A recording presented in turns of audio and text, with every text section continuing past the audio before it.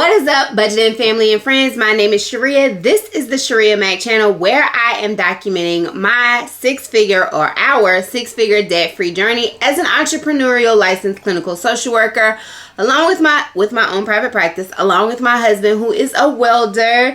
Together we have a combined income of about $130,000, and we are documenting and sharing our journey with you guys here. We started our debt-free journey in October of 2023 with $305,884 worth of debt, and our goal is to have this debt completely eliminated by December 31st, 2026. Our debt consists of credit card debt, a car loan, a HELOC or home equity line of credit, student loan debt, which is a bulk of the debt, and then our primary mortgage. Again, we are hoping to be out of this debt by December 31st, 2026. That is 39 months from the month that we started, which was October 2023. We are currently on month 8. And our current debt balance is sitting at $278,481. I am documenting our journey with monthly budgets, weekly budgets, transfer Tuesdays, debt updates, net worth updates, and because I am an entrepreneur, I do also share the income that I was able to earn in my private practice at the end of every month. If that sounds like something that you are interested in, please make sure to hit the subscribe button to make sure that you are following our journey. And if you know someone who is also on a journey similar to mine or on a debt-free journey, is a late bloomer, in their 40s, or have massive debt, and they could be informed and inspired by following my journey, please make sure to share this video with them as well. This is June week 1's budget, and we will get right into it. Alright, so on the screen you see that I have my budget template. This is June week 1's budget. Again, I do monthly budgets and weekly budgets for each week. My husband is paid on Thursday. I am paid on Friday and of every single week. So our budgeting weeks start on Thursday and they end the following Wednesday. This budget started Thursday, May 30th, and it runs to June 5th, 2024. The income was planned at $2,550 with $800 from my husband, $900 from me, and then $850 in rental income. What we actually earned, my husband earned $1,086.02. I earned the same $936.67, and then we got the $850 in rental income, which brought this week's income to $2,872.69. We go over to savings, and savings was planned for this week at $590 with $50 in my high yield savings account, $50 in my husband's savings account, $10 to M1 investments, $50 to our Christmas fund, $10 to my son's college fund, $50 to my daughter, and $370 into our savings account for our investment property. What we actually saved was $50 in my high yield savings account, $50 in my husband's savings account, $10 in my M1 investment. I'm not sure why $50 is not here for Christmas or the $10 is not here for Princeton. But we did save $18.38 for my daughter, and then the $370 for my son. For the 808 property. I'm almost certain that if I put $18.38 in my daughter's account, I did also put the $10 in my son's account. I'm just not sure about Christmas. So, actually, I am pretty certain because on the 15th and the 30th, $50 goes into the Christmas fund anyway. So, that brings our actual savings to $558.38. And I'm not sure where, there's the discrepancy, the $18. So that brought our weekly savings for this week to $558.38. We transitioned over to bills for this week, and bills for this week were planned at $466.26 with our Wells Fargo home mortgage at $333, and we paid $332.99. Farm Bureau at $133.26, and we actually paid $133.26. And we had $0 for our house insurance on our investment property, but we actually paid $93.78, which brought our bills for this week to $560.03. We transition over to expenses, and expenses for this week were planned at $725, with $150 going towards groceries, and we actually spent $115.65. Gas was planned at $120, and we spent $236.69. $25 in beauty maintenance, $50 for my boy's hair, $50 for toiletries, and $50 for household, and zero came out in all of those categories. $50 for fast food, and we only spent $47.58, so that's surprising. And then $80 in miscellaneous, and we actually spent $398.43. I had also put $100 towards tithe, and we did tithe $100, and I had planned to put $25 in car maintenance, but I did not take that money out of the bank, nor did I transfer it into an account. So our actual expenses for this week came up to $898.35.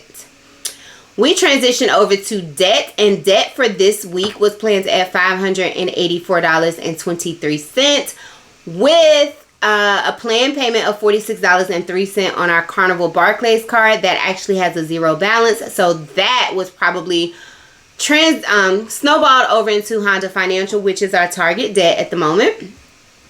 We had $0 on the Hilton American Express. This card does have a balance. It will probably always have a balance because my kids are authorized users. But I did cover one of my daughter's expenses at $31.62. Honda Financial, the weekly payment is $250.20, but for this week we put $326.60, so there must have been a principal payment. And then our HELOC payment is $288, and we put $288 on the HELOC. So that brought our this week's debt payments to $646.22. We transition over to the budgeted versus the actual. This was not a planned rollover. Our planned income was $2,550. Our actual income was $2,872.69. Our income saved was $590, and the actual income was $558.38.